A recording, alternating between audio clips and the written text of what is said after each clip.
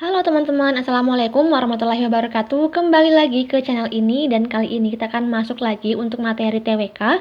Dan kali ini membahas terkait dengan pilar negara. Seperti yang teman-teman tahu bahwa pilar negara itu ada 4 materinya. Ada Pancasila, Undang-Undang Dasar, kemudian Bhinneka Tunggal Ika, dan NKRI. Dan kali ini kita akan bahas khusus terkait dengan materi Bhinneka Tunggal Ika. Seperti biasa, di video ini ada latihan soal dan juga materinya. Dan teman-teman yang baru bergabung, aku ucapkan selamat datang dan jangan lupa untuk subscribe channel ini dan tekan tombol like-nya biar aku makin semangat untuk membuat rangkuman materi berikutnya. Dan sebelum mulai, seperti biasa di sini aku mau mengajak teman-teman untuk setidaknya punya satu platform belajar dan platform yang paling aku suka dan rekomendasikan yaitu Sahabat CPNS. Kenapa? Karena di sini materinya upgrade dan soal-soalnya akan terus bertambah seiring dengan berjalannya waktu dan juga punya grup belajar di Telegram yang sangat-sangat aktif. Nah, teman-teman juga bisa dulu untuk mencoba paket yang free-nya jika teman-teman ingin mencatat terlebih dahulu seperti apa bentuk dari Sahabat CPNS ini, teman-teman bisa coba untuk yang Mastery gratisnya. Dan jika teman-teman suka, bisa upgrade ke Mastery Premiumnya atau upgrade ke Mastery Platinumnya. Dan bedanya apa antara Platinum dan Premium? Itu terletak pada kelas Zoom-nya. Jadi untuk yang Platinum itu punya kelas Zoom yang akan dibimbing oleh 3 orang mentor. Nah, untuk harga yang lebih murah, teman-teman bisa masukkan kode kupon SKDYES agar teman-teman bisa dapatkan potongan harga sehingga sisa membayar sejumlah ini. Untuk info lebih lanjut, silahkan teman-teman bisa cek link di description box aku atau teman-teman bisa DM aku di Instagram di @yelvira_a.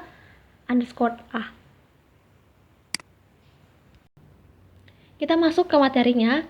Bhinneka Tunggal Ika ini terdapat pada lambang negara yaitu Garuda Pancasila, tepatnya ada pada pita yang dicengkram oleh burung Garuda.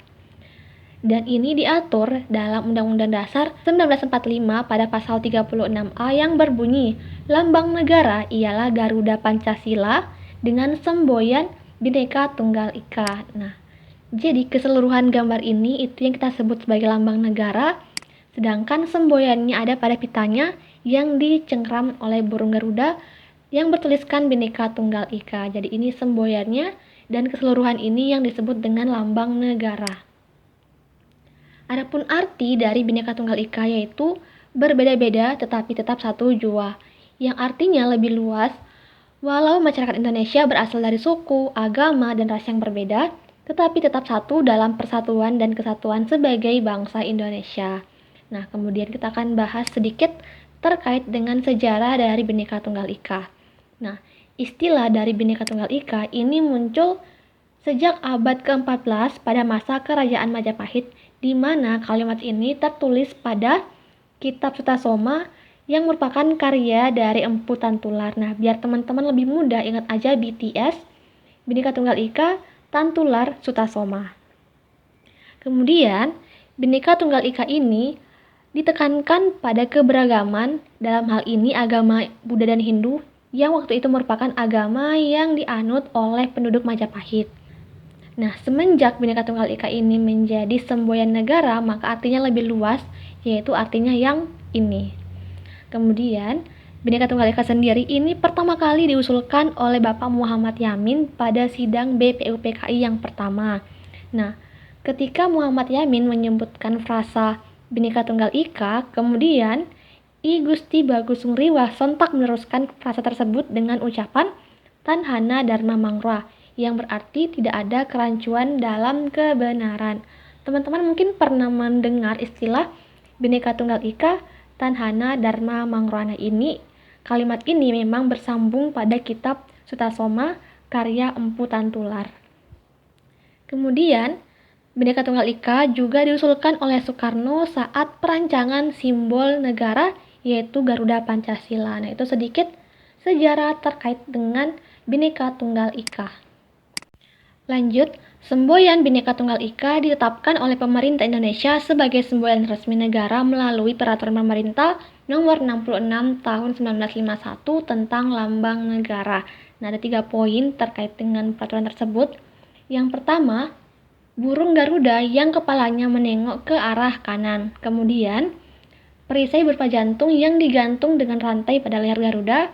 Dan yang ketiga, semboyan yang ditulis di atas pita yang dicengkram oleh Garuda. Di atas pita tertulis dengan huruf Latin sebuah semboyan dalam bahasa Jawa kuno yang berbunyi Bhinneka Tunggal Ika. Lanjut tentang fungsi dari Bhinneka Tunggal Ika. Nah, adapun fungsi dari Bhinneka Tunggal Ika dalam berbangsa maupun bermasyarakat yaitu ada 5 poin. Yang pertama, menciptakan dan menjaga kesatuan Republik Indonesia. Yang kedua, membangun kehidupan nasional yang toleran.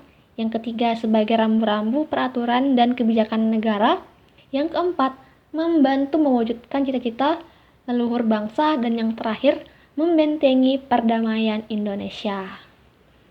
Nah, kemudian di sini aku mau bahas sedikit terkait dengan istilah apatrid dan bipatrid, di mana apatrida itu artinya tidak memiliki kewarganegaraan dan bipatrida itu artinya memiliki kewarganegaraan ganda. Nah, istilah ini muncul itu berdasarkan cara penentuan kewarganegaraan, yaitu ada 2 cara. Yang pertama ius soli dan yang kedua ius sanguinis. Nah, ius soli itu adalah penentuan kewarganegaraan berdasarkan tempat orang tersebut dilahirkan. Sedangkan ius sanguinis berdasarkan keturunan orang tersebut. Kita lihat contohnya. Nah, ini untuk kasus yang apatrida. Seorang bayi lahir di negara A yang menganut asas ius sanguinis. Kemudian bayi tersebut adalah anak dari pasangan di mana terlahir dari suami istri yang berkewarganegaraan B yang mana menganut asas ius soli. Dengan demikian, si bayi akan menjadi apatrida. Jadi bayinya ini tidak memiliki kewarganegaraan karena ia lahir di negara yang menganut asas sanguinis atau asas keturunan, sedangkan orang tuanya berasal dari negara yang menganut ius soli atau kelahiran, sehingga ia tidak memiliki kewarganegaraan. Paham kan teman-teman? Kemudian, untuk kasus yang bipatrid, ini seorang bayi lahir di negara C yang menganut asas ius soli. Jadi ia lahir di tempat yang menganut asas kelahiran. Kemudian ternyata bayi tersebut lahir dari pasangan suami istri yang berkewarganegaraan di mana negara tersebut menganut asas ius sanguinis atau keturunan. Dengan demikian, bayi tersebut punya 2 kewarganegaraan karena ia lahir di negara yang menganut asas kelahiran, berasal dari orang tua yang tinggal di negara yang menganut asas ius sanguinis atau asas keturunan, sehingga bayi tersebut menjadi bipatrida atau berkewarganegaraan ganda. Jelas? Semoga paham ya teman-teman. Silakan teman-teman pahami dulu istilah ius soli dan ius sanguinis, kemudian teman-teman bisa menentukan apakah orang tersebut masuk apatrid ataukah dia masuk bipatrid. Kemudian kita bahas terkait dengan Sumpah Pemuda. Nah, kenapa ini aku masukkan dalam materi Bhinneka Tunggal Ika? Karena ini merupakan sejarah yang penting di mana para pemuda berusaha untuk menghilangkan yang namanya kedaerahan dan menjadi satu, yaitu Indonesia. Nah, kita bahas sedikit terkait dengan Sumpah Pemuda. Sumpah Pemuda ini digagas oleh Persatuan Pelajar-Pelajar Indonesia atau PPPI yang diucapkan saat Kongres Pemuda II di Jakarta tanggal 28 Oktober 1928. Inilah kenapa Sumpah Pemuda itu diperingati tiap tahunnya tanggal 28 Oktober karena memang tanggal tersebut merupakan tanggal di mana ikrar tersebut diucapkan oleh pelajar-pelajar Indonesia pada Kongres Pemuda II. Dan adapun panitia inti dari Sumpah Pemuda yaitu yang pertama ketuanya Sugondo Jojo Puspito, kemudian wakil ketuanya Joko Marsaid, kemudian sekretarisnya Muhammad Yamin, dan bendaharanya Amir Syarifuddin. Dan isi dari Sumpah Pemuda itu ada 3. Yang pertama, kami putra dan putri Indonesia mengaku bertumpah darah yang satu tanah Indonesia. Kami putra dan putri Indonesia mengaku berbangsa yang satu bangsa Indonesia. Kami putra dan putri Indonesia menjunjung bahasa persatuan bahasa Indonesia. Teman-teman harus hafal ya tentang isi dari Sumpah Pemuda. Nah, Kongres Pemuda II dilaksanakan di 3 gedung yang berbeda, dan dibagi dalam 3 kali rapat. Nah, kita bahas. Rapat pertama ini diadakan di Gedung KJB Sabtu 27 Oktober 1928. Nah, dalam rapat tersebut Muhammad Yamin menguraikan tentang arti dan hubungan persatuan dengan pemuda. Rapat kedua ini diadakan di Gedung Osjava Bioskop Minggu 8 Oktober 1928 yang membahas terkait dengan pendidikan. Dan rapat yang ketiga terjadi tanggal yang sama dengan rapat kedua, hanya saja pada sesi berikutnya berpindah ke Gedung Indonesisch Klubis Kramat. Aku nggak tahu cara bacanya gimana. Nah, pada rapat tersebut, ini dijelaskan tentang pentingnya nasionalisme dan demokrasi selain gerakan kepanduan. Nah, kita bahas tentang Kongres Pemuda 2, maka kita sekalian bahas terkait dengan Kongres Pemuda pertama yang diadakan 2 tahun sebelumnya, tepatnya tanggal 30 April tahun 1926.